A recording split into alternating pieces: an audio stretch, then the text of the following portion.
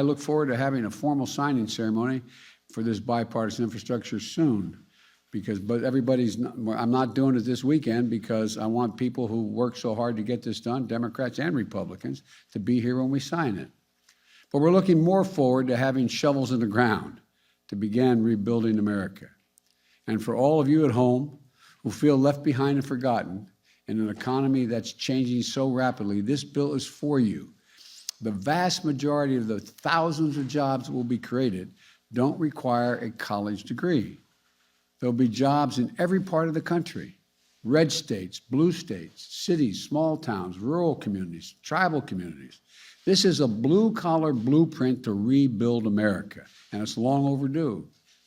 I'm also proud that the House took a big step forward to pass my Build Back Better Act, which for the week of November 15th, they're going to be taken up. They went through the procedural mechanisms to ensure that occurs.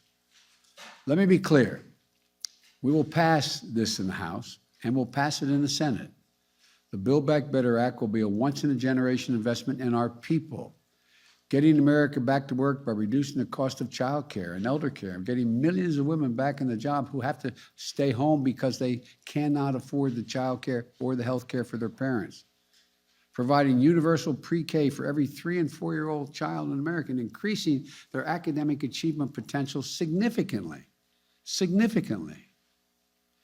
making healthcare more affordable, lowering prescription drug costs, the tax cuts for working people and the middle class so that folks have just a little, I know you're tired of hearing me say, my dad used to always say, as a middle-class guy, we just need a little breathing room, a little breathing room.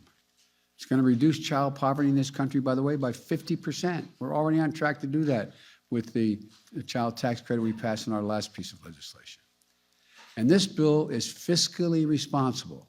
That's a fancy way of saying it's fully paid for. It doesn't raise the deficit by a single penny, and it actually reduces the deficit, according to the leading economists in this country, over the long term. And it's paid for by making sure that the wealthiest Americans, the biggest corporations, begin to pay their fair share. Again, you've heard me say it 100 times. Why should 40 or 55 corporations made over $40 billion in the last couple of years, why should they pay zero in tax? I said, I'm a capitalist, I'm not a socialist, but the bottom line is everybody should pay their fair share. Zero in taxes? Come on. And keep my campaign commitment, it does not raise a single penny in tax for anyone making less than $400,000 a year. Say it again. Folks, no matter what they tell you, you're going to find out. This will not affect your taxes one little bit and having to pay a penny more if you make less than $400,000 a year. Independent experts have concluded